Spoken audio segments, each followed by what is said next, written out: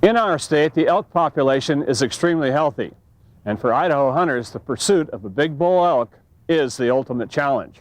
But will it always be this way? Research indicates that to ensure the future of quality elk hunting, there must be a ratio of at least 10 mature bulls per 100 cows in each herd.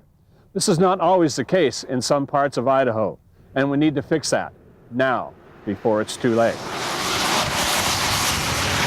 Hi, how are you today? Good. Any game to show me? No? Where were you hunting? 36. There you go. Wildlife biologist Mike Scott is collecting harvest information at a check station near Stanley. Thanks for stopping. And there we're looking at the age structure of the bull harvest, trying to determine whether it's predominantly young bulls or predominantly older bulls, and that tells us in a general way how heavily the herd is being harvested. Have you got the jaw with you by any chance? Yeah, the jaw's Is it right attached on on the head? Good. You bet. We'll get it aged for you then. Elk populations overall are probably as strong as they've ever been in Idaho. Total elk numbers are very high right now. What we're seeing, however, is that hunting pressure in some parts of Idaho is so strong that we're losing the mature bulls out of our herds. And long term, that's something that the hunters don't want, and we don't think it's a good thing for the populations biologically either. You can see these. Well, you can see these teeth here that are all real lightly stained. Yeah. See, they've just come in. They've just erupted. And there's the new tooth right underneath it. And that's a 2.5-year-old bull. That's when that happens. Right on. The age of a bull determines how early in the season it breeds, and this will directly affect the elk population. According to a study conducted in eastern Oregon, older bulls breed earlier in the fall and with better success than younger males. The breeding season, or rut, starts in early September. This chart shows the direct correlation between age and conception. Along the left side is the age of the bulls, ranging from a 1-year-old spike to a 5-year-old adult. The red bar shows that an older bull is finished breeding by the end of September. This means the calves will all be born about the same time in early June. Now that's got some benefits for the elk population. Calves are born when the forage is just becoming lush, and the cow who's lactating is on good nutrition, carry her through the summer. The calf has lots of time to get some size to it, which they're going to need come winter. Now, let's look at the chart again. The green bar indicates that spike bulls, those males a little over a year old, are barely mature and slow to begin their first breeding season. As a result, they may breed as late as the end of October.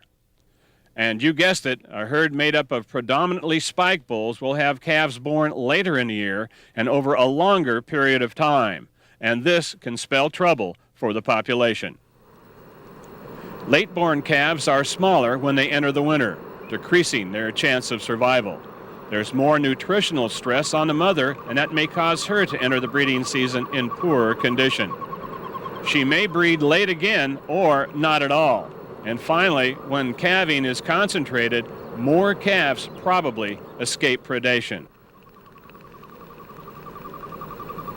The presence of mature bulls, those over 3 years old, will ensure a quality elk herd. Aerial surveys like this are conducted each winter to determine the health of our wildlife populations.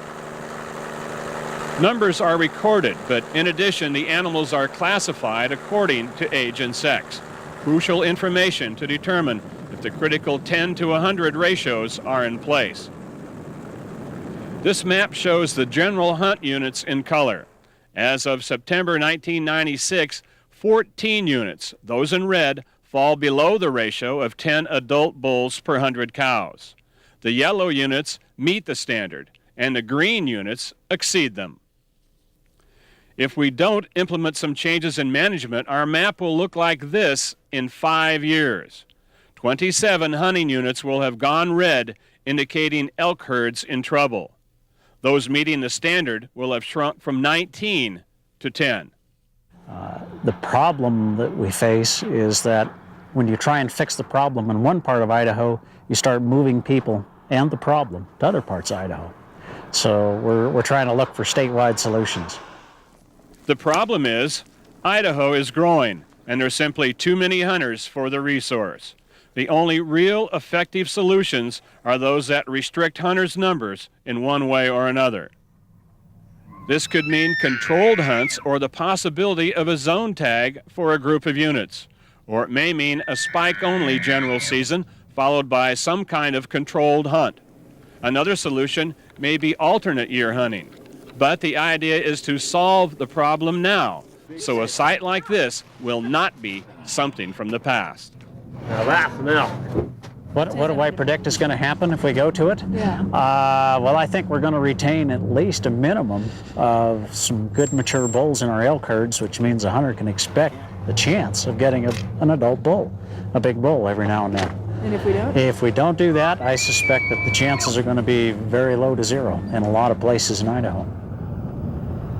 All biological decisions are subject to public input, so check with your local Fish and Game office for opportunities.